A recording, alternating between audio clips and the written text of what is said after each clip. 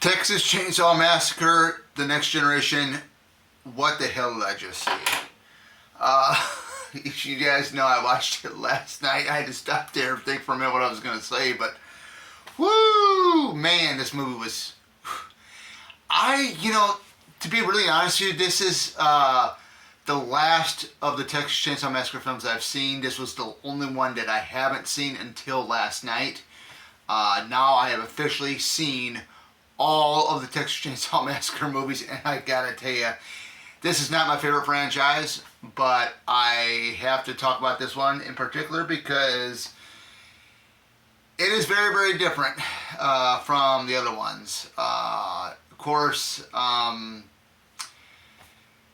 Part 2, which was done in 85 or 86, it has two different dates or years. That it's been advertised on the internet, is a direct sequel to the original film. 3, I liked. 3 was good. But, we get to this one here, Next Generation, and I'm like, I heard it was bad. I heard all the reviews. I've heard that Matthew McConaughey's performance in it is off the charts, off the charts like that. And I've seen clips here and there of different scenes from the film, and I did see part of it, like on I think it was either HBO back in the day, with the actress that plays the one that's in the blue business attire or the purple business attire when she flashes her boobs and stuff like that. I did see that part, but I've never seen this movie all the way through from start to finish. It's also got Renee Zellweger in it as well. I thought she was good. I mean, this was one of her very first films. There was a scene. It was near the end of the movie when she's in that fancy dress that that one lady put her in, and the way she was running towards the RV with the old people, the old couple that's in it. And I'm like, man, she can really run. And if that was really Renee running, that was epic, man. Because, man, could she run? But I had the volume down because when I'm doing the live stream commentaries, you don't want to have the movie up too loud, because I think YouTube does do like copyright strikes or something or another, or you don't want the sound to pick up on your video while you're talking about the film. But I did hear, I know Leatherface just screams and yells, and I did hear a little bit of that because I had it up just a little bit, and you can hear it.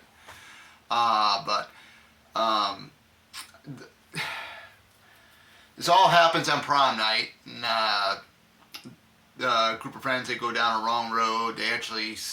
A car runs into them. I thought that whole thing was so stupid that the guy that hits them, like side on, says he's all right, and he gets out and he falls down and passes out. And then of course you get Vilmer, which is played by Matthew McConaughey, ends up killing him while he's unconscious, snapping his neck. When Jenny, who is played by Renee Zellweger, her boyfriend says, "Oh, he's alive. He was just mumbling in his sleep and stuff." And here comes Vilmer. Well, he's dead now, But I can never figure out what the hell was up with that dude that comes up into the limo. He unbuttons his shirt. Someone had said on YouTube that those were nipples on him and stuff like that. That was kind of sick, and he starts licking all over Renee and stuff like that. I mean, this movie. And then of course we got a transvestite, full-on transvestite Leatherface. But if you go back to the original film from 1974, he was a transvestite. Because when the cook brings home Sally, Leatherface has like an old white grayish-haired wig on, an old lady type flesh-made skin mask. So basically, he was playing as an old lady in that scene. Then he had the pretty lady mask that he had on in the final moments of the movie, which is the third and final act of the film. But he was already a transvestite anyway. I mean, we didn't get any of that in Texas Chainsaw 2. But yeah, it's just to stop and just think about it. And here, I mean, here I am. Oh shit, and last night the live stream, but uh, you know, and the way they show, Leatherface coming full on, almost like looking like a woman, that was goofy too, because it was like a plaster that he had on down to his neck, all the way down to his chest area to make it look like he had boobs. I thought that was really, really weird. I mean, even the mask too for him was weird in that scene. Of course, he was just goofy as hell. I mean, thank goodness that Gunnar Hansen did not do this film, because this would have been a shame to do. Is it that bad of a movie? I would rather watch this. I've never seen the Terrifier films, but I did see some clips of the death scenes in Terrifier, and they are pretty graphic and gory. I would probably watch this over the Terrifier films. But, I mean, this was my first time watching this one last night, and that was a real treat for everybody last night, too, because I finally did a live stream commentary for a movie that I've never even seen from start to finish before, or haven't never seen at all in the first place. But like I said, I did see bits and pieces of this, on YouTube, and back in the day, with that lady that's in the film, the nice business attire that she had on, and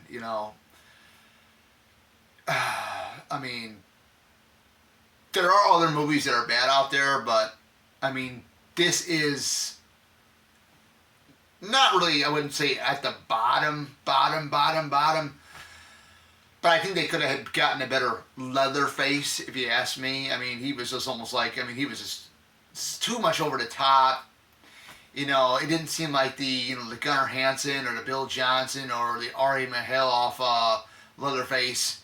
This one here was just, pretty much sidelined for most of the movie. It was basically the main attraction was Matthew McConaughey's Vilmer was the main attraction of the entire film, pretty much.